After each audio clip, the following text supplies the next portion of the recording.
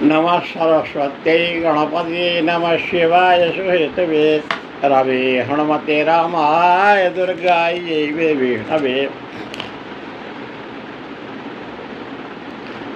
विद्वद्भूषण आचार्य doctor हिमकर आज श्रोताओं की सेवा में श्रावण मास की महत्ता तथा निषाद राज के वट की निर्मल राम भक्ति पर प्रकाश डालने का प्रयास करेंगे। श्रावण के महीने में दो काज भी मुख्य रूप से देखने को जत्र मिलते हैं। वृंदावन में,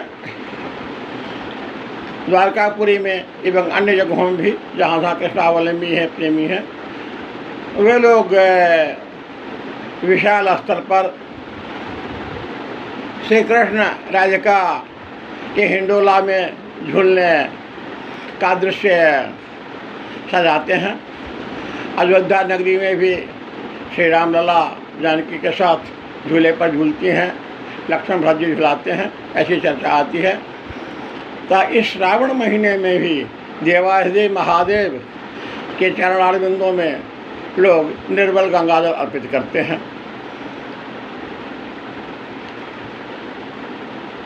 शनिवार को व्यास पूर्णिमा धूमधाम से विभिन्न स्थानों में मनाई गई। लोग अपने श्रद्धा के पुष्प उनके चरणारविंदों में समर्पित किए तथा आज सोमवार को से ये प्रथम सोमवार है। हर सोमवार में बहुत से लोग वैष्णव भी, शैव भी, शाक्त भी व्रत रखते हैं। लोग 4-5 जितने भी सोमवार होते हैं उन्हें व्रत रखते हैं। कुछ लोग नहीं कर पाते तो केवल प्रथम सोमवार को और अंतिम सोमवार को भगवान शंकर की व्रत करते हैं। कुछ लोग फलाहार में रहते हैं और कुछ लोग बिल्कुल निराहार ही रह करके साधना करते हैं। देवाधिदेव की वंदना इस महीने में इसलिए की जाती है कि उनके सत मस्तक पर चंद्रमा विराजते हैं तथा गंगा भी विराजती हैं, क्योंकि भगवान विष्णु के चरणारविंद से वह गंगा निष्कृत हुई। जब उन्होंने विशाल रूप धारण किया था, राजा बलि को अपना विराट रूप दिखाया था, तो उनके चरण कमल से गंगा निष्कृत हुई थी। इस निमित्त भी और उन्होंने गंगा को अपने मस्तक पर धारण किया। भगवान देवाधिदेव ने के अनन्य भक्त हैं भगवान विष्णु के, इसलिए भगवान शिव की भी आराधना करते हैं। निर्मल गंगा जल उनके चरणारविंद में उनकी सेवा में करते हैं। तथा श्रावण के महीने में, जैसा पहले कह चुका था, वृंदावन या अन्य स्थानों में भी लोग धूमधाम से राधा कृष्ण की झांकी, मनोहर झांकी प्रस्तुत करते हैं।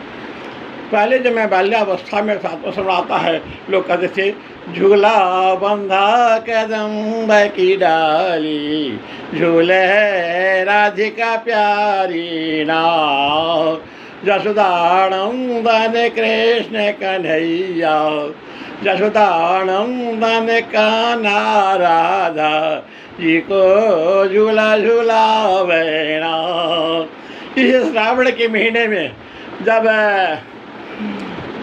बिजली कौनती है आसमान में और झिमझिम वृष्टि होती है या जोरों की वृष्टि होती है, राधा रानी डर जाती हैं। वे कृष्ण से के हृदय से लिपट जाती हैं, क्षमाने का प्रयास करते हैं। उसका भी छोटा सा दृश्य हिमकर जी ने अपनी कविता श्रीमद् भागवत वैकुंठन में वर्णन किया था, जो मुख्य रूप से जिसमें कि श्रीमद् भागवत महापुराण के सभी 12 स्कंधों की संक्षिप्त विवेचना है। मौलिक श्लोक के साथ साथ उन पर टिप्पणी भी है तथा कुछ कि हमने अपनी हिमकर मौलिकता भी दिखाई है जहाँ तहाँ वर्णन में। तो एक वर्णन में आपको सुना दूँ, फिर मैं मूल विषय पर आऊँगा। निषाद राज की श्री राम भक्ति या जैसे दूसरे शब्दों में श्री राम के वैष्णवाद भी आप कह सकते हैं।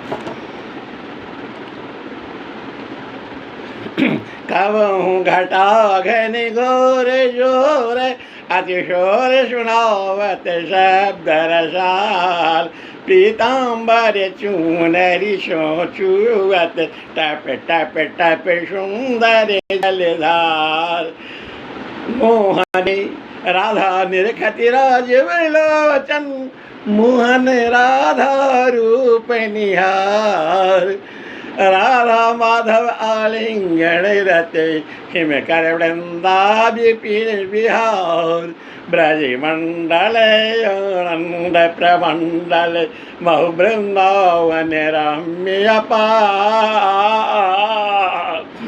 हिम कर राधा हिम कर राधा कृष्ण कनायु वृंदा विपिनानंद विहार। यह संस्कृत पढ़ने में क्या। अब आप यह जानने का प्रयास करें कि यहाँ निषाद की बल का क्या तात्पर्य क्या है। गोपियाँ अनंत अनंत गोपियाँ विशाखा ललिता स्वयं उनके साथ साथ श्री कृष्ण चंद्र भी राधा जी को झूला में झुलाते हैं, या कभी कभी कृष्ण और राधा जी झूला में बैठे हुए हैं, इंडोला में बैठे हैं और गोपियाँ झुला रही हैं। गोपगण भी आनंद ले रहे हैं, भक्तजन भी आनंद ले रहे हैं दृश्य का। और साथ ही साथ हम ये भी देख पाते हैं कि उसी समय इस श्रावण के महीने में या श्रावण के महीने में यह क्या जाता है, वृंदावन की शोभा भी दिखने लायक है। मुझे भी कभी कभी मौका अवसर मिलता है तो मैं जाता हूँ वृंदावन और जहाँ के दर्शन प्रभु के चरणार बिंदों में अपने श्रद्धा की अर्पित करने का प्रयास करता हूँ, क्योंकि प्रभु की विशेष कृपा रही है कि श्री भागवत वैकुंठम श्री आनंद रामायण की भी रचना जो महाकाव्य है 7 कांडों में है, उनका करने में मैं रचना करने में मैं सफल हो पाया। तो उस समय जो वर्णन होता है वो वहाँ का अब निषाद के गोपियों का प्रेम, गोपियों का अनंत प्रेम राधा के ये राधा जी के प्रति श्री कृष्ण के प्रति प्रकट एक और होता है, जिसकी व्याख्या जिसकी संक्षेप में चर्चा सुखदेव ने परीक्षित से क्या था। गोप्य कामात् भयात् कंसो द्वेषा चैद्यादयोर्नृपा संबंधाद वृष्णयः स्नेह यूयं भक्त्या वयं विभो। गोपियाँ काम भावना से प्रेम के काम से कामना से श्री कृष्ण के चरणारविंद प्रेम भी देखने के कारण कंस भय से भी श्री कृष्ण का नाम जपता है, श्री कृष्ण के देखता है कि श्री कृष्ण सपने में भी देता है कि श्री कृष्ण मुझे मारने आ रहे हैं, ऐसा प्रतीत होता है। श्री कृष्ण के चरणारविंदों में भी प्रेत ऐसा होता है। और द्वेष से चेदी आदि शिष्यपाल आदि द्वेष से भी श्री कृष्ण से डरते हैं, तो द्वेष से भी स्मरण करते हैं। गैसा गोस्वामी तुलसीदास जी ने कहा कि आलस से अज्ञानो जो करे नर राम नाम उच्चार अंत पाय गति उत्तमा पुण्य न आव संसार। तभाय कुहाय अनख आलस राम जपत मंगल यदि सिदशु। तो देश भाव से भी शत्रु भाव से भी शिषपाल दंत वक्र भगवान से कंस भगवान श्री कृष्ण होते हैं। यह कंस कौन है? यह रामावतार का कारण ही है, जिसने पथ रोकने का प्रयास हनुमान जी किया था। वह राम नाम जप रहा था, लेकिन हनुमान जी के द्वारा जब उसका वध हुआ तो उसने सोच लिया कि तब क्यों नहीं, जब राम नाम जब में लाभ नहीं है तो मैं क्यों न राम का बैरी होकर के ही अशत्रु भाव से ही राम मुक्ति पाऊँ। तो वो कृष्ण कंस के रूप में आया और कंस के रूप में आकर के श्री कृष्ण के हाथों उसे मुक्ति मिली। हम यह कथा हम लोग अच्छी तरह जानते हैं। यही स्थिति रावण और कुंभकर्ण को भी स्वतंत्र के रूप में मुक्ति मिली है। यह कथा संक्षिप्त रूप से सब लोग जानते हैं। अब तो वहाँ भी क्या है, सभी भक्तिभाव है कि वृष्णया के बेटे वंशी हम में भगवान कृष्ण आए हैं, इसलिए विष्णुवंशियों का प्रेम के प्रति है। संबंधात वृष्णया स्नेह और तुम है राजा परीक्षित, आप लोग प्रेम से आप लोग भी उनके सगे संबंध नहीं में लगते हो, दूर से कुलवंश के तो नहीं हो लेकिन संबंध ही लगते हो, क्योंकि श्री कृष्ण की माँ कुंती ही जो आपके पूर्वजों की फुआ रही है। अर्जुन और जैसे ही पांडवों की फुआ रह चुकी हैं, बुआ रह चुके हैं, और दीदी रह चुकी हैं, पीसी रह चुकी हैं, उनके पिता की बहन वसुदेव की बहन। इस प्रकार से भी वह प्रेम है और हम लोग भक्ति से ही भगते हैं भगवान को। इस प्रकार के भगवान को भजने के विभिन्न तरीके हैं। बिन भाव से लोग प्रभु होते हैं। प्रभु का नाम आपस्मरण किसी रूप में करें वह मंगलकारी होता है, अकल्याणकारी नहीं होता, ऐसा निश्चित है। अब हम लोग पाएंगे यह निषाद की भक्ति निषाद भाई पूर्ण प्रकार की भक्ति में है जो मिश्रण है। मैंने कई प्रवाचकों से सुना जो युवा पीढ़ी के अभी बड़ी दीप्यमान नक्षत्र हैं राजन जी, उनके मुख से भी मैंने प्रवचन सुना। फेसबुक पर का तो यह लाभ होता है, यूट्यूब पर भी, लेकिन मुझे पूर्ण संतोष नहीं मिला, इसलिए बेहोश होकर के मुझे आज फेसबुक पर कहा। यह सभी लोग व्याख्या तो करते हैं गोस्वामी पंथों के अनुसार से, तो ये नहीं बता पाते। फिर ये बाल गोविंद ठाकुर जो वृद्धावस्था का तत्व हैं तथा प्रौढ़ा वसा श्रेणी के जो मजे हुए कलाकार हैं, मजे हुए प्रवाचक हैं, उनका भी प्रवचन सुना, मुझे संतुष्ट नहीं मिली अवस्था, इसलिए मुझे आना पड़ा इस रहस्य पर कि आखिर ये निषादवाद कौन थे जिनके जिस प्रकार भक्त थी। तथा इस पंक्ति का अर्थ जो हम लोग बाल्यावस्था में शायद 5वीं 6वीं कक्षा में पढ़ते थे, मांगी ना की बैठे आना कहे तुम्हारे मरम में जाना चरण कमल जय कहूँ सब कई मानुष करणी मुड़ी कछु ये जो पंक्तियाँ मैं सुना रहा हूँ, जो बाल्यावस्था में मैंने ये पंक्तियाँ पढ़ी थी, अभी तक माँ सभी के पास से मुझे कंठाग्रह मुखाग्रह है, कहीं कहीं कुछ यदि विस्मृत हो जाए तो आशा नहीं करोगे, ये प्रभाव पड़ता है। भूलना भी एक स्वाभाविक है, क्योंकि forgetting is a natural blissful quality. If you can't forget our sorrows anxieties and pains, our lives will be dull dormant and ready. भूलना भी एक तरह का गुण समझो। यदि हम में भूलने का आता नहीं हो तो अतीत काल में हमारे साथ किसी ने क्या बैर किया, हमारे प्रति क्या अपकार किया, उनको हम नहीं भूलें तो जीवन दुखद हो जाएगा। इस वृद्धावस्था में कि parallel lines meet in the infinitum की समानांतर रेखाएं मिल जाती है वृद्धावस्था में।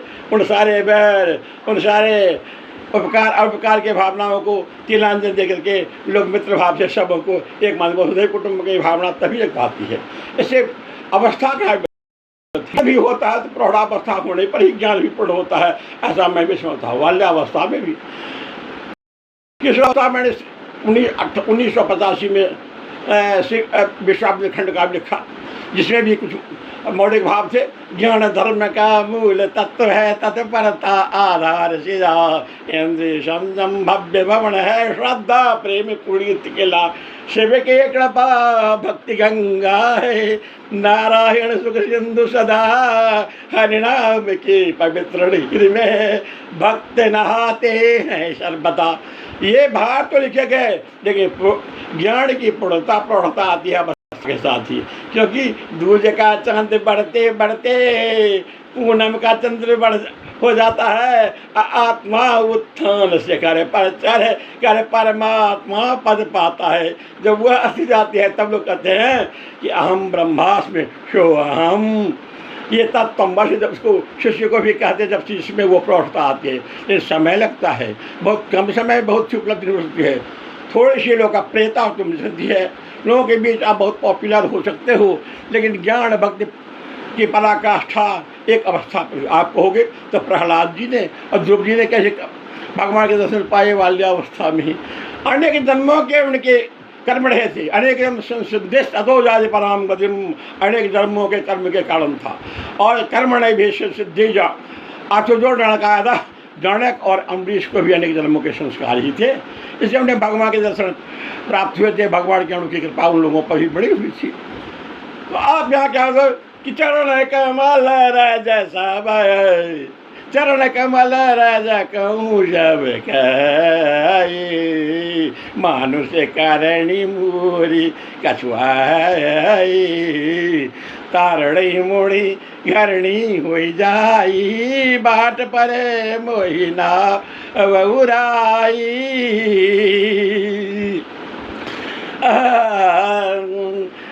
तो करणी मुनि की घरणी हो जाएगी, ऐसा मुझे संशय कैसे कर रहा है। अब प्रथम पंक्ति पर आप देंगे, मांगी नाव न के बताना, के बटने मांगी नाव न के बताना। इसका लोग साधारण क्या चलाते हैं कि राम जी ने नाव मांगी लेकिन केवट ने नाव नहीं लाई। ऐसा अर्थ मेरे हिसाब से नहीं है, मांगी नाव न केवट आना। राम जी ने नाव जल्दी नहीं मांगी, वे सिर्फ गंगा तट पर खड़े हो गए, लेकिन जैसे ही देखा सेवकड़े भक्त ने देखा कि भगवान सिंह पधारे हुए हैं तो वह नैया ले आया। लेकिन कहा कि प्रभु मैं नैया तो ले आया हूँ, लेकिन आप इस पर पाँव तभी रखेंगे जब आपके पाँव को मैं पखारूँ। ऐसा केवट ने क्यों कहा, इसको हिमका जी ने स्पष्ट किया है। वह केवट निषादवाद कोई साधारण व्यक्ति नहीं, वह महर्षि पाराशर्य का पिता शक्ति तथा महर्षि वशिष्ठ का पुत्र शक्ति थे। महर्षि वशिष्ठ के पुत्र शक्ति ही पिता के शाप के कारण उन्होंने निषाद का भी धारण किया था।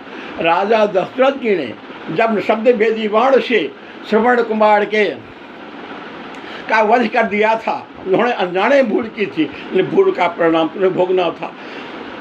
तो सभी राज समाज ने, ब्राह्मणों ने उन्हें वंचित कर दिया, सोशल बाइकआउट किया। वशिष्ठ जी ने प्रार्थना की कि इस श्राप से विमुक्त कर दें। सोमदत्त ने मरते हुए इस पिता ने उन्हें श्राप दिया था। क्या दो श्राप दिए थे, एक श्राप को आशीर्वाद आप कहोगे और दूसरे को आप श्राप कहोगे। आशीर्वाद की शर्त में कि जिस प्रकार मैं पुत्र मेरा आज रो रहा हूँ और हम दोनों अंधे माता पिता का एक सहारा हम लोग सदा ओझल कर दिया, उसके कारण तुम हो, तो जाओ हम दोनों तुम्हें श्राप देते हैं, श्राप देते हैं कि तुम भी इसी पुत्र वियोग में तड़पते रहोगे और तुम्हारे प्राण पखूर रहेंगे। तो एक और से दशरथ जी को अब तक पुत्र नहीं हुआ था। बाद में श्रृंगी ऋषि को बुलाए गए हैं और एक पुत्र कामेश यज्ञ हुआ है। वह बाद में श्रृंगी ऋषि वशिष्ठ बोला पुत्र काम अखिल पति करावा। ये तो बात की बात हुई थी। तो उस समय में उन्होंने वशिष्ठ जी ने इनकार किया था कि वृथान हुए देव ऋषिवाणी। जब सोमदत्त उस नामक श्रवण कुमार के पिता ने, वैश्य ऋषि ने उन्हें शाप दिया था, तो वह शाप अकाट्य था, क्योंकि वृथा न जाए देवताओं की वाणी, ऋषियों की वाणी। देव ऋषि का दो वर्ष नारद जी, अथवा देवताओं की वाणी और वाणी, ये अकाट्य वाणी होती है। देवताओं ने भविष्यवाणी की थी कि कंस देवी का 8वां पुत्र ही तुम्हारा दुश्मन होगा और तुम्हारे प्राण लेगा। तो वह आग बगोला हो उठा था, जिस बहन को वह बहुत अधिक चाहता था, उसी बहन को वह मारने के लिए तैयार हो गया था। आप कहानी या श्रीमद् भागवत महापुराण की भी जानते हो। तो ये चीज़ें वह निषाद राज को उनके चले जाने के बाद वशिष्ठ जी जब चले गए थे, देवराज जगह कर रहे थे, वहाँ होता के हवनकर्ता बनने के लिए वशिष्ठ ये बृहस्पति देव की नेतृत्व में होता बनने के लिए यज्ञ में हविष पठन करने हेतु देने हेतु मंत्रोच्चारण करने हेतु चले गए थे। उसी अवधि में दशरथ जी ने उनके पुत्र से की, जो युवा कलाकार थे, उन्होंने कहा कि मैं आपको शाप करूँगा। उन्होंने राम मंत्रोच्चारण शुद्ध करने का प्रयास किया। जब आए वशिष्ठ जी लौट करके आए, पता चला कि उन्होंने ऐसा किया है। उन्होंने सोचा यह तो उन्होंने मेरे पुत्र ने यह अनर्थक काम कर दिया, क्योंकि अभी तक राम अवतार को नहीं हुआ है, और फिर कैसे उसने शाप करने का प्रयास किया है, क्योंकि दुखिया के हृदय से निकली आह कभी व्यर्थ नहीं जाती। वह जब व्यर्थ नहीं जाएगा। जैसे ये लौटे शक्ति जी, तो उन्होंने कहा तो देखा कि आग की लपटें चारों ओर दीवार बनकर खड़ी हो गई हैं आश्रम के बाहर। कहा पिताजी मैं जल रहा हूँ, वसु रहा। तो तूने ऐसा क्यों प्रयास किया? दशरथ को अपने का अवश्य भोक्तव्यम कृतम कर्मशो आश्वम, शुभ अशुभ कर्मों का फल तो अवश्य दशरथ को भोगना होगा। और फिर तुम सोच नहीं पाए कि उसमें आशीर्वाद भी तो छिपा है। उसने कह दिया कि पुत्र वियोग में रोगी, दशरथ तो पुत्रहीन है, तो उन्हें पुत्र होकर प्राप्त होगी, ये कौन की बात है। तभी तो गोस्वामी तुलसीदास जी ने जो कहा था, उसमें एक भाव लीजिए कि दशरथ पुत्र जन्म सुनि काना, मानव ब्रह्मांड समान। पुत्र का जन्म सुन करके जब रानियाँ संवृद्ध होकर के आई, लेकिन महल में बच्चे की किलकिलाहट, रोने की आवाज़ हो रही है, बड़ी प्रसन्नता हुई। तो आई तो दशरथ जी को बड़ा ब्रह्मा आनंद की अनुभूति हुई, ऐसा लगा। दूसरा अर्थ कान्हा का ले लो कान से, जब उन्होंने कानों से सुना। दूसरी बात क्या, यशोदा सुना। दूसरी बात क्या, दशरथ पुत्र जन्म सुनि कान्हा। दशरथ ने पुत्र जन्म सुनते ही वे क्रंदन करने लगे, आह मुनि की मानी शत्रु होगी, मुझे पुत्र नहीं था तो पुत्र तो हुए, और अब पुत्र वियोग में ही मेरे प्राण तहने पड़ेंगे। इसलिए यह भाव, आने वाली चिंता उन्हें सताने लगी, क्योंकि coming events cast their shadows before. आने वाली जो घटनाएं होती हैं वे परछाइयाँ अपने पहले ही प्रतिबिंबित करती हैं, फेंक देती हैं।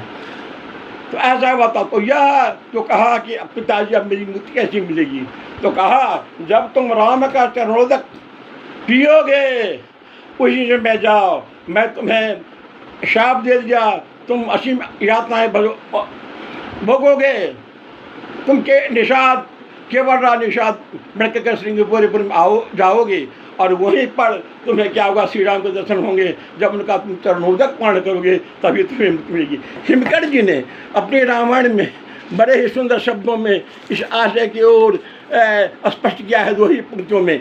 जिसने दशरथ को शाप मुक्त करने का यत्न किया ताजा, ब्रह्मर्षि वशिष्ठ का वही पुत्र हो गया निषादों का राजा।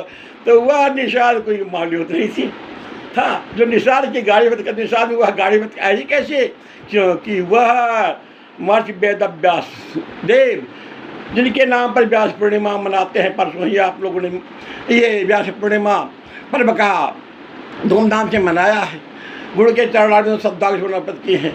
तो उनके महर्षि व्यास देश के पिता पराशर के पिता शक्ति महाराज ही थे, जो निषाद राजा हैं, और क्षत्राज ब्रह्मानंदन वशिष्ठ के पुत्र हैं। इस प्रकार से जानो हुआ निषादा कोई साधारण मुद्दे, तभी तो कह रहा है मांगे नाव न केवट आना। मेरा भाव यह है कि केवट नहीं आया, कैसे अब क्या कर सकता अपने स्वामी की। वैसे भी तो राम राजकुमार हैं अयोध्या के, वे किसी भी इसमें आएंगे तो राजा लोग जो प्रतिपालन सोई नरेश, राजा के तो वहाँ नाजा का भाव कैसे सकता है। एक बात सोचो, तो मांगे नाव नहीं माना, राम ने यात्रा नहीं की थी, यात्रा करने की प्रभु को क्या जरूरत पड़ेगी, वे स्वयं के बतला मांगे नाव न। ऐसा होता है जैसे इंग्लिश में कहते हो he knows nothing at all. आप जब वह जानता है तब तो मैंने खुशी होती है कि कहते हो वो तो जानता जानकार है, नथिंग एट ऑल कुछ नहीं जानता है। वैसे स्वजानात किंचन नपी ना, स्वकिंचन न बन जानात, वह जानता है कुछ भी नहीं। तो वही बात मांगी नाव। और मैं कह रहा हूँ, मैं अपनी ओर से व्यर्थ लगा रहा हूँ, रामायण में ऐसी बहुत सी पंक्तियाँ हैं जिनमें लोग अर्थ से भ्रमित होते हैं। मूल भाषा टीकाकार के आधार पर ही लोग कर लेते हैं उसका। जैसे भूप सहस दश एक ही वारा, लगे उठावन टरहिन टारा। उसके बाद क्या लोग आते हैं पर बात 10,000 राजा लोग मिल गए, राजा लोग मिल गए उठाने का प्रयास। आप सोचो कि धनुष भाई कितना विशाल था, 10,000 राजा लोग एक पंक्ति में खड़ा हो जाए। और उसमें राजा लोग भी बड़े मुड़े तगड़े होते थे, उनकी लंबाई ऊंचाई भी काफ़ी अधिक होती थी। आप जानते हो क्योंकि अश्वत्थामा जी प्रकट हुए थे तो 32-33 फीट की लंबाई उनकी थी, यानी लगभग 22 हाथ के थे अश्वत्थामा जी। जब 1971 में ढंकारन में प्रकट हुए थे, चलते हुए ट्रेन को उन्होंने रोक दी थी। लोगों ने देखा था कि एक व्यक्ति आ रहा साधारण मानव 3 हाथ का, फिर 7 हाथ का, फिर जाते जाते वे किसी वैस का हो गया, दृश्य हो गया है। तब लोगों ने जाना कि वे चिरंजीवी अश्वत्थामा जी महाराज जी प्रकट हुए थे देखने के लिए। कलयुग में ट्रेनों में क्या शक्ति होती है जो हजारों यात्रियों को लेकर जाती है। तो आप जानते हो यह साधारण की बात नहीं थी। और यह पुण्य कथा में पहली बात तो नहीं कह रहा हूँ। वृत्रासुर जो महान प्रभावशाली हुए वे पहले जन्म चित्रकेत नाम के राजा थे, आप जानते हैं। लेकिन माँ पार्वती के श्राप के कारण वे वृत्रासुर हो गए थे। तो स्वयं पिता के शाप के वशीभूत के, क्योंकि जब गलत काम करता तो पिता उसमें वही होता है कि गलत काम करने पर पुत्र को विरुद्ध करता। आज का प्रजातंत्र नहीं है, अपने दल के लोग हैं तो चलो उनको सभी मुक्त कर दो, विरोधी दल हैं तो उनको फिर घसीट दो, उन पर एक्शन चलो। मैं राजनीतिक बातें नहीं करता, मैं बहुत दिनों तक युवावस्था में भी नहीं किया, तो आज क्यों करूँ, क्यों हठात क्यों बातें प्रसंग बस निकल आई हैं। तो बड़े ही अपने पुत्र को भी दंडित करने से चाहते नहीं थे, सिंह राम जी ने नहीं सोचा था। जब उन्होंने वचन भंग किया था लक्ष्मण जी को दंडित करने का, वे बातचीत कर रहे थे कालस्वरूप ब्राह्मण रूपधारी दुर्वासा ऋषि से, जो उनसे मिलने आए थे कि जो मेरे एकांत वचन में, जो मेरे एकांत साक्षात्कार में नहीं करेगा उसे मृत्यु को प्राप्त होगा। लक्ष्मण को उन्होंने बहिष्कृत किया, कहा कि देश निकाला भी एक बहिष्कृत ये होता है, प्राणदंड के समान ही होता है।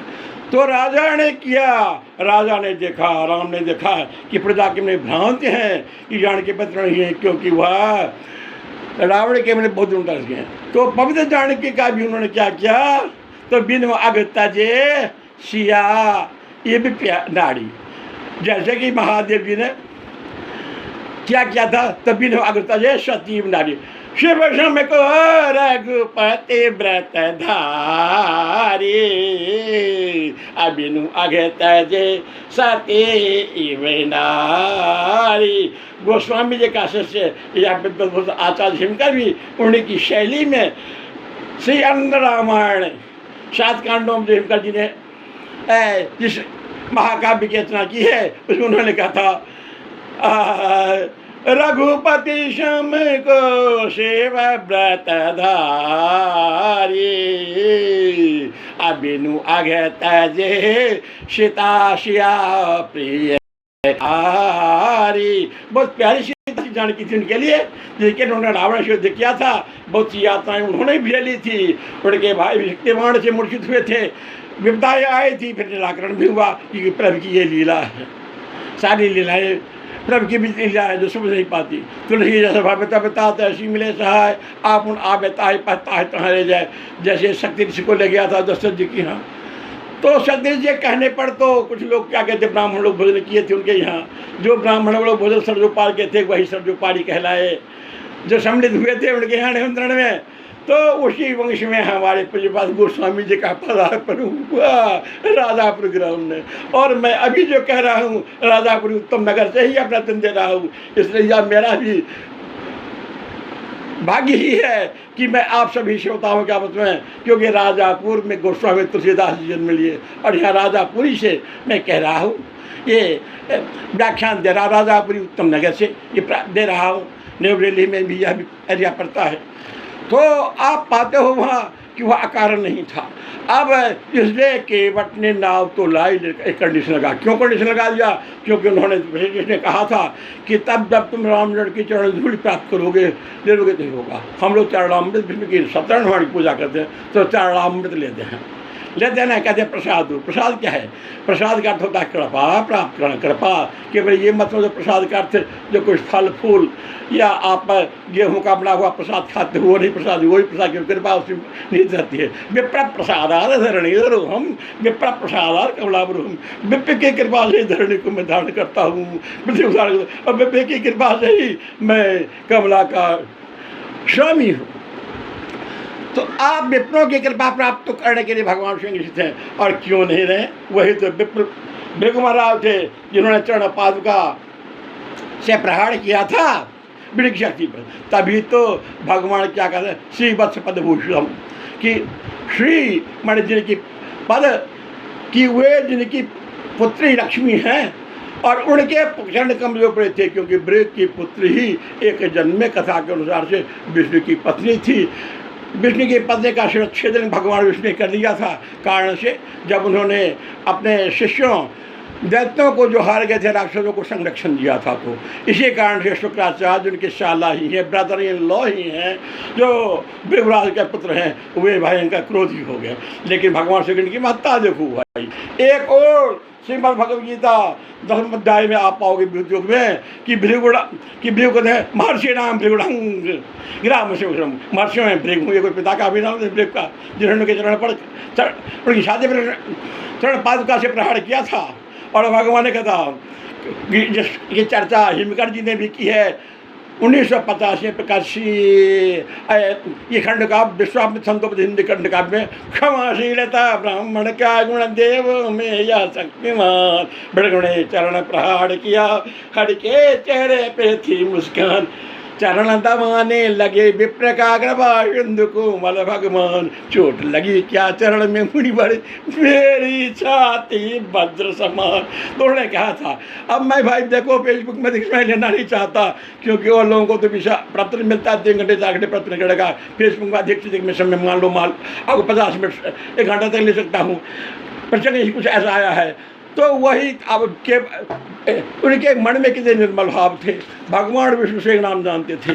जिस प्रकार से लक्ष्मी ने जयमाला दान दी थी समुद्र मंथन के बाद गले में, शेख लक्ष्मी गई थी विष्णु के पास और मिथिला में राम को जाना पड़ा, दोनों केवल बहाना था, सीता के पास राम को जाना था, सीता को मनाने हेतु। उसी प्रकार से भक्त के उद्धार के लिए भगवान को आना था, इसलिए भगवान आए हैं गंगा तट पर, यहाँ आए हैं। इसलिए वे मांग केवट तो सिंह केवट को तब है, और केवट जो नहीं हो रहा भी हो रहा कह रहा है कि यही प्रतिपालूं सब परिवारू, नहीं जानो कछु और कबारू, जो प्रभु पार अवश्य गाचूं, मोहि पद पदुम पखारण कहूं। जब लक्ष्मण जी नजर कड़ी करते हैं, दूसरी कड़ी करते हैं, तो वह क्या कहता है, पाद कमल धोई चढ़ाई नाथ उतराई चहो, मोहि राम राउड़ी मोहि राम राउड़ी शपथ पुणी पुणी शपथ, मोहि राम राउड़ी आण दशरथ शपथ सब साचे कहो, बरु तीर मारी लखन पे, जब लगी न पाए पखाड़ी हूँ, तब लगी न तुलसीदास नाथ कृपालु पार उतारी हूँ।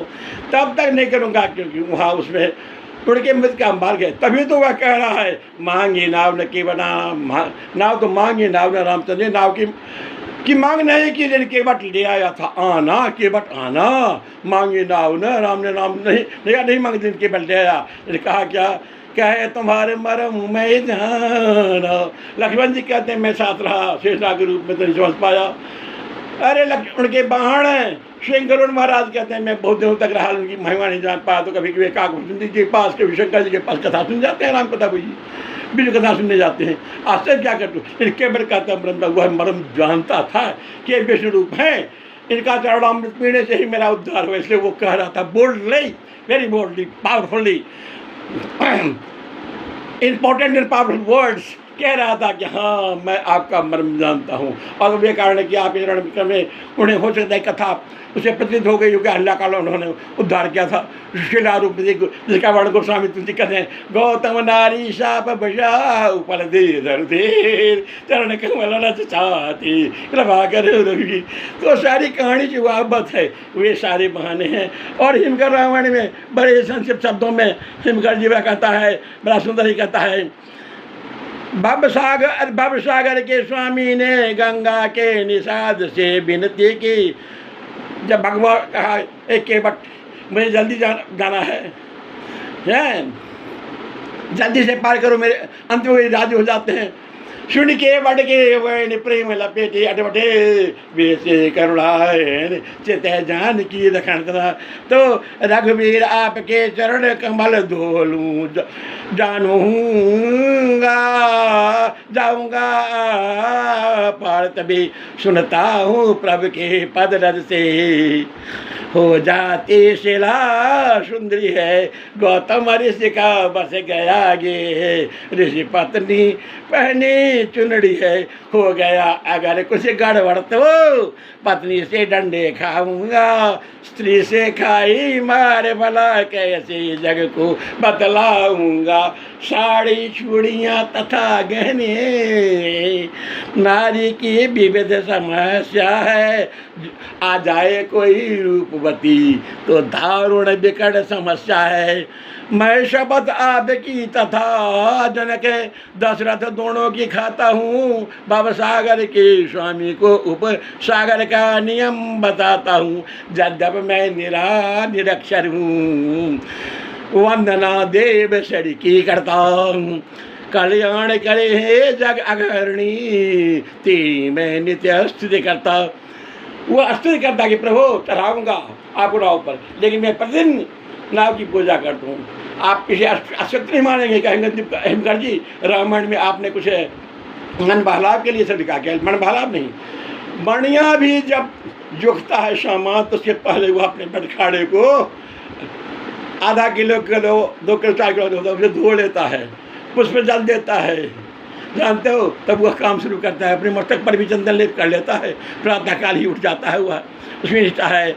तो वह क्या कहती है, लगा गंगे तेरे डेढ़ वाला धारण हमें पुणित बनाया है, पापों की सब वेड़ियाँ कड़े पुण्य के भाव उपजाए, तुम देव पुजहड़ की कन्या शिव की तुम परम दुलारी हो, गिरिजा से ऊपर है चंदा तुम चंद्र से ऊपर न्यारी हो, गोमुखी हिमालय की भारजा तेरी जननी कहलाती है, वो मंदाकिनी अलकनंदा कह कर के भी तुम्हें बुलाती है, अभिशापित सगड़ के पुत्रों को हे देवी तुम्हें उद्धारा, कड़कल छल छल बहती रहती शिव जटा पे तब निर्मल धारा। निसार गंगा जी के अवतरण की कथा भी संक्षिप्त में आप जान गए, भगीरथ जी के द्वारा कैसे के मस्तक पर गंगा जी विराजने लगी थी। अब वह केवट विश्व दर्शन की कथा मेरा लेक्चर हूँ, जानकार का मैं हमने नहीं और जानकार कुछ नहीं किए। अब कोशिश क्या करता कि हम देव भाषा में अस्तुत गंगा जी कोई, अब जब कोशिश करी तो भगवान कृपा हो जाए भाई, जा पर कृपा में की हो, ता पर कृपा करही सबको, और फिर करही कृपा प्रभु निज जन जानी, कभी उर अजीर न चावही। तो कैसे सरजुग नाते हैं। अब आप केवट के शब्दों में सुने, हिमकर जी के रामायण में जो भाव प्रभु ने श्री राम जी ने हिमकर जी के हृदय में निश्चित किया, और वही केवट के मुखार में थे।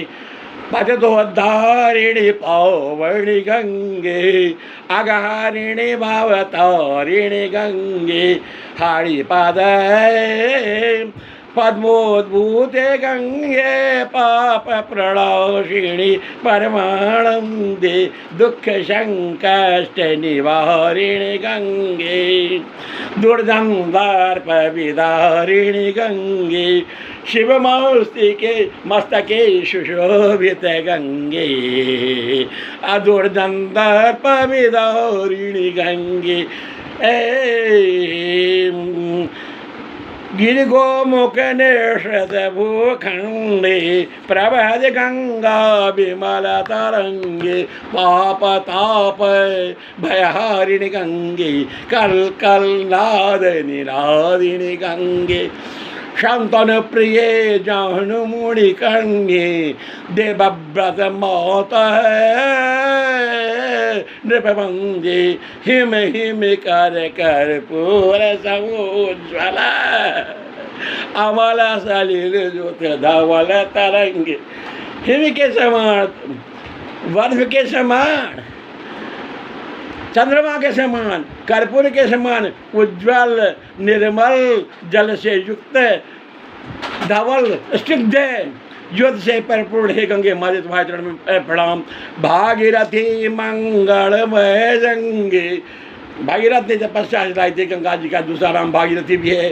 भागीरथी मंगलमयी गंगे, भक्ति शक्तिमयी सुधा तरंगी, सुख प्रदायिनी हर हर गंगे, पुण्यदायिनी पावनी गंगे।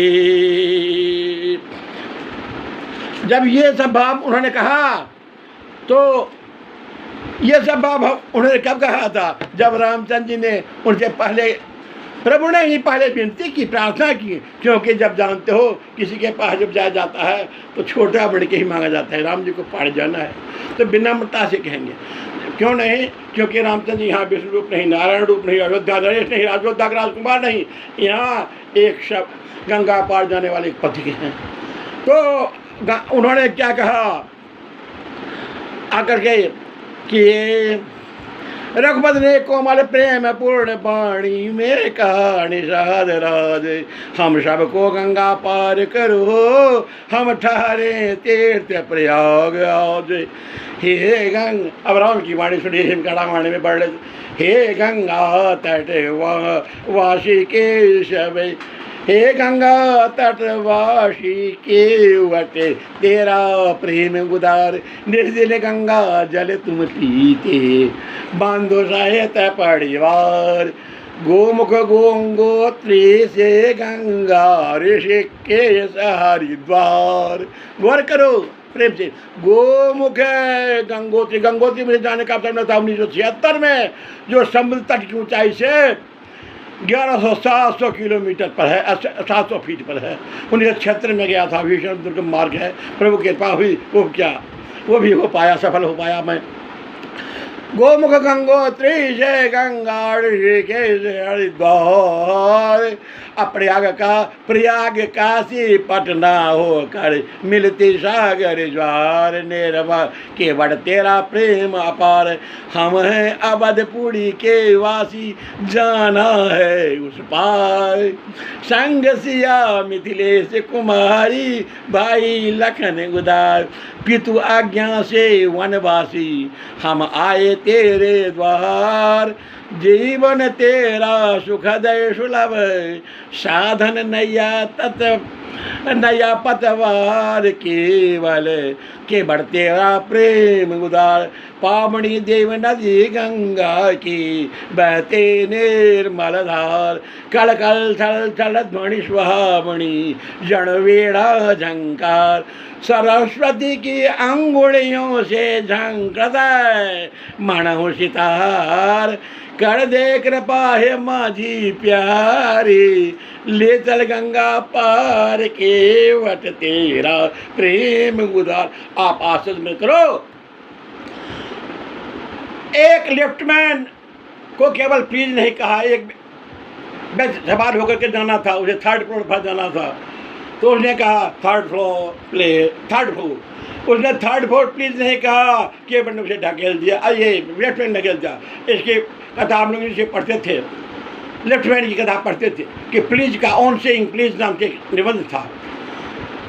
तो कभी कभी ये प्लीज नहीं कहने पर, इच्छा नहीं कहने पर भी बहुत काम होता है, ये एक हो जाता है। तो भगवान तो यहाँ आए हैं, तो इस भगवान को ये मर्यादा, सांसारिक मर्यादा ही बनानी पड़ती है।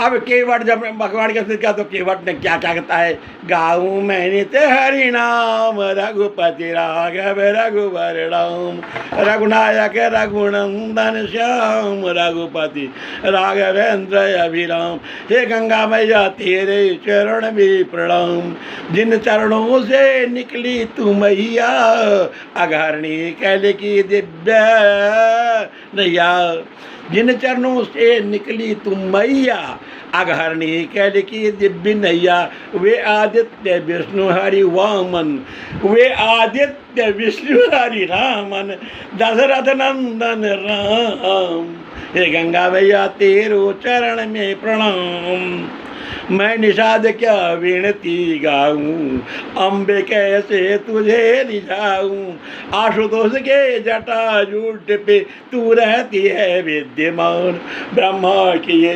कमंडल धारण, गंगा जल पूरित घट पावन, गंगणपते नमः, गंगणपते नमः, गंगांगे नमः निधोच्चारण, हिमकर भोली भली है बोली, हो बे भक्ति ललाम, हे गंगा मैया तेरो चरण में प्रणाम। इस प्रकार से केवट जी विनती की। जब केवट ने विनती की, महाराज आपके चरण धो दूंगा तो जानूंगा इसमें क्या जादू टोना है।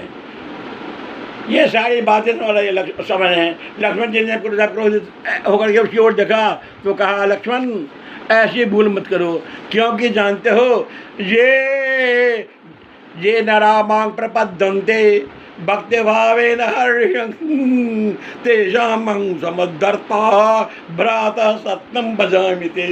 जो आहरण मुझे श्रद्धा पूर्वक मुड़ा करते हैं, उनका मैं उद्धार करता हूँ। इसलिए इस पर क्रोध, इस पर करे दृढ़ से। ये रोज़ मैं दृष्टि की ओर मत देखो। और कहा कि ठीक है, यदि तुम्हें यही पसंद है तो मेरे चरण कमल, तुम धो इसी में तुम्हें प्रसन्नता है, चरण कमल धोने के बाद ही करूँगा, तो ऐसा ही कहो। तब क्या हुआ, अब गोस्वामी जी की ओर जाओ, शंकर जी की तरह बड़ी बहुत सुने भाई, बोलते कि हम लोग, आप लोग क्या करते हो, पढ़ते भी तो नहीं हो। देखो भाई, तुम्हारे सामने हिमकर जी की रामायण है जो 700 पृष्ठों में 7 कांड हैं, अपने भाव हैं, लेकिन नहीं पढ़ोगे फेसबुक में, केवल फ्रेंड्स बना लो, अरे सब्सक्राइबर हो जाए, बन जाएंगे। 7 महीने से 17 से अधिक सब्सक्राइब नहीं हो पाए, तो फ्रेंड्स रिक्वेस्ट में इंटरटेन करने नहीं जा रहा। I am not going to entertain anyone's friend request. If you want to become, enjoy my lectures and you find that my lectures are fruitful to you, you can become subscribers. आप subscribe हो जाओ, चाहोगा, बहुत से friends request आते हैं, लेकिन मैं entertain नहीं का, मुझे 1000, 2000, 5000 नहीं चाहिए रिक्वेस्ट वाले, क्योंकि बहुत से फ्रेंड्स तो आते हो, लेकिन व्यूज़ कितने पाते हो भाई, आप पढ़ते नहीं हो, कभी स्मरण से पढ़ लूँगा। इसलिए ये बात नहीं जान लो, और ये ऐसा आग्रह करना छोड़ देना। मैं कह रहा हूँ, मेरा यह रिक्वेस्ट है फेसबुक के माध्यम से। यह तो प्रभु की कृपा है कि इस अवस्था में भी मैं प्रभु की सेवा हो रहा हूँ। आप पाते हो, यह संपूर्ण, और यह दिल्ली से ही छपी हुई है, बहुत दूर दूर जगह से नहीं छपी, मधु बिहार से यह पुस्तक छपी हुई है। आप पाते हो, ये प्रकाशक हैं इसके, श्री रामायण के भारद्वाज पब्लिकेशंस, हाँ भाई यहीं के। तो आप ये पाते हो जब कहा तो, और आप भगवान ने कि ठीक है तुम विषकृता करो क्योंकि मुझे पार जाना है। तब क्या हुआ, केवट को क्या आनंद आया, क्योंकि उस केवट रूप उस शक्ति को जो महर्षि व्यासदेव के दादाजी हैं, महर्षि पराशर के, जिन्होंने पराशर संहिता भी लिखे, और महर्षि व्यासदेव जैसा जो विद्वान देवों ने बसे, और हेमकाल जी भी वही पराशर वंशी हैं। हेमकाल जी कोई हकर है, शायद उन्हीं पितरों की, महान पुरुषों की कृपा रही है कि हिमकर जी बिना बहुत अध्ययन के भी कुछ कह पाते हैं, आप लोग की सेवा पति होता है। तो उन्होंने कहा, तो केवट राम रजाय सुपावा, आचरण कठौता भरी ले आवा, अति आनंद वागी अनुरागा, चरण सरोज पखाओ रण लागा। जब यह दृश्य देखा तो देवराज इंद्र भी मन में कहने लगे, ऐसा सौभाग्य बढ़ जैसा भाग्यवान कौन होगा, या तो हम लोग को भी सौभाग्य नहीं प्राप्त हुआ। तो केवट ने एक शक्ति जी से एक भूल हुई थी, राम मंत्रोच्चारण के बल पर उन्हें शांत करने का था, लेकिन वह भूल भी उनके लिए वरदान स्वरूप ही प्रकट हो गई। तो होता है कभी कभी लोग छोटी छोटी सी ट्रिवियल मिस्टेक्स करते हैं, होते हैं। हम लोग पढ़ते थे the rape of the Alexander Pope, उसमें था, what dire consequence from amorous causes springs, what might events rise from trivial things, कि छोटी छोटी बातों से कभी भयंकर भूल जाती है। अरे वहाँ एक प्रेमी ने अपने प्रेमिका से प्रेम निवेदन किया, प्रेमिका ने जब स्वीकार किया तो उड़ के तो जो जोटियाँ थी मुझसे एक लॉक ऑफ एयर को काट दिया। वही द रेप ऑफ द लोक नाम है कि वाल के गुच्छे का अपहरण। तो कभी कभी छोटी भूल भी, शक्ति की छोटी सी भूल, आज उन्हें बहुत सी यातना से भी अंत प्रभु के दर्शन प्राप्त हुई। अहल्या माता भी विष्णु नहीं पहचान पाई थी इंद्र को, जब इंद्र ने क्या किया था, तो इसका विष बनाया था। जबकि यह अज्ञान पश्चात जन्म हुआ था, लेकिन उनको ऐसा करना पड़ा। तब वो फिर उनको प्रभु जन्म की तो बड़ी प्रश्न थी, मैं नाड़िया पावन प्रभु जग पावन रावण रिपुजन सुखदाई मुड़िया पजो दिन्ना आदिवाल किन्ना परम अनुग्रह मैं मान देखे हूँ भारी लोचना बाबा भय मूच यह लाभ शंकर जाना। तो सब लोग भक्ति प्राप्त कराते हैं। गोस्वामी जी ने भी क्या था कि हमको कुछ नहीं चाहिए भाई, हमको केवल भक्ति चाहिए। हनुमान जी ने क्या कहा था, नाथ भगते अति सुखदायिनी देव कृपा कड़ी अण पायिनी, अविचल भक्ति मुझे प्रदान करो। विभीषण जी ने क्या याचना की थी, क्या जब भगवान ने कहा कि तुम्हारे समान मेरा कोई भक्त नहीं है, तो कहा कि प्रभु मुझे ऐसे भक्त जो आप शिव जी के पावनिक शब्द हैं, जो शिव जी के हृदय में जो आपकी भक्ति रहती है, वैसी जल भक्त नाथ भगत सुखदायिनी देह कृपा कर अण पायिनी। और विभीषण जी ने वैसे ही शिव के मन में बसने वाले भक्त की कामना, तो सबों के मन में एक भक्त की कामना होती है। आप दुष्कर्म में लिप्त रहोगे और चाहोगे कि मुझे फल मिले। अरे सारी बीमारियां भाग सकती हैं, सारे महाबीमारियां भी आपसे दूर हो सकती हैं, क्योंकि यदि आप श्रद्धा पूर्वक जिन देवी पर आपकी श्रद्धा हो, नियमतः पाठ करते रहो, तब तो दरगाह सबसे महिमा की स्पष्ट घोषणा है कि न तेषां दुष्कृतं कृष्ण दुष्कृतोदा अष्टम्यां दशमां नवम्यां चेष्टा अष्टमी चतुर्दशी नवमी को विशेष रूप से शोषण से ये भक्ता मम महात्मा न तेषां, जो मेरी महात्मा सुनता है अच्छी तरह से, न तेषां दुष्कृतं कृष्ण दुष्कृतोदा चाप, उन्हें कोई पाप नहीं होगा, पाप कोई उनके हाथ बुराइयाँ भी नहीं होगी। नोकते दुष्कृत भविष्य न दाड़े जंगनो चाहिए, उन्हें दरिद्रता उनके परिवार में नहीं होगी और उनके इस जन्म से उनका वियोग नहीं होगा। वे अकारण अपनी मृत्यु को प्राप्त नहीं करेंगे, चाहे वह महामारी हैजा, कोरोना, कोविड-19, ब्लैक फंगस कुछ हो, राम के अखंड प्रीति हो, तो यह निश्चय होगा। लेकिन हाँ, प्राप्त हो ये होना चाहिए, इसका अहंकार नहीं होना चाहिए मैं राम भक्त हो क्या। हाँ, मन में भावना रखो कि परणाक्षण आशा अभिमान जाई, गोस्वामी जी की लाइन, आशा अभिमान जाई जनि भोरे, मैं सेवक रघुपति पति मोरे। गोस्वामी जी क्या कहते हैं आप संजय करते हैं भाई, हो सका तो की ज़्यादा समय लग रहे संजय क्या करता नहीं, तो देखो नान्या गोस्वामी जी बिंदी करते हैं भाई आरंभ में ही सुंदरकांड में, नान्यास्मया रघुवते हृदय स्मृतिये सत्यं गदं च भार अखिलांतरात्मा भक्तिं प्रच्य रघुपुंगव निर्भरांग में कामादि दोष रहितं गुणवाण संसार। अनय कली जोग जग नहीं ज्ञान एक आधार राम गुण गाना। जब कहते हो तो यदि भगवान में ही हमेशा ना, और श्रीमद् भागवत महापुराण के अंदर क्या पाते हो, निजोर राम यहाँ राम कथा में लो, या श्रीमद् भागवत प्रकरण हो, या तुम राड़ी बापू के मुख से आप राम कथा श्री राम सुनो के श्रीमद् भागवत कथा, या श्री राम कथा भी सुनते रहते हो, या राजन कहते हैं या रामदास कहते हैं, ये लोग कहते भी हैं, तो एक ही बात जो क्या बात हो, नाम संकीर्तनं सर्वबाधा प्रणाम प्रणामो दुख श्रमण तंग नमः हरिम परम। इसलिए हमेशा लगे रहो भाई निर्मल मन से, जब कुछ समय मिले काम भी करते रहो, भजते भी रहो, क्योंकि भगवान ने कहा चिंताएँ आती हैं, दुख जीवन बातें हैं, उन्हें भूलने का प्रयास करो। जिन विपत्तियों पर तुम विजय रह पाओगे तो उनको मंथन क्यों करते हो, जिन पर तुम विजय पाओगे उसके लिए भी चिंता नहीं, जो तुम नहीं कर सकते उसके लिए चिंता बेस करते हो, जो चले गए उनके लिए चिंता मत करो, जो जाने वाले हैं उनके लिए भी सोच दो। तुम प्राकृत को असोच्यारण सोच स्तंग प्रज्ञावादान गदा सुन अगदा सुन नेता। ये दूसरी अध्याय में जो श्री कृष्ण जी कहते हैं श्रीमद् भगवद गीता में कि जिनके प्राण चले गए यहाँ जाएंगे उनको नहीं गए वो। और फिर अष्टम अध्याय में क्या कहते हैं, तस्मा सर्वेषु कार्येषु मम मय्यर, फिर मैं सबका समय मेरा स्मरण करते हुए करो। तभी तो मैं कई बार फिर रिमाइंड कर रहा हूँ, हैंडी वेस्ट फेलो जो 19वीं सदी अमेरिका का सबसे बड़ा एक नामी ग्रामी के भी हो चुके हैं, उन्होंने भी क्या था, trust no future how let the Let pass various death attack in the body present heart within God over it।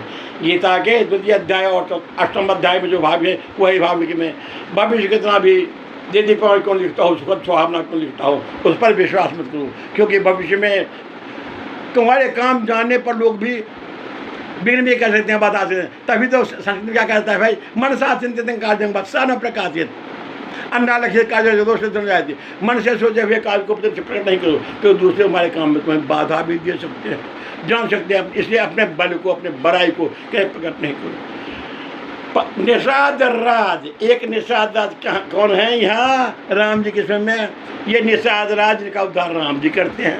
एक निषाद राज व्यास जी के नाना जी, उन निषाद को बड़ी चिंता थी कि मैं नहीं मरूँ। व्यास तुम तो पूर्ण नारायण का अंश हो, अपने नाती से कहा तुम मुझे ऐसा कोई उपाय लगाओ कि मुझे उससे मुक्ति मिले।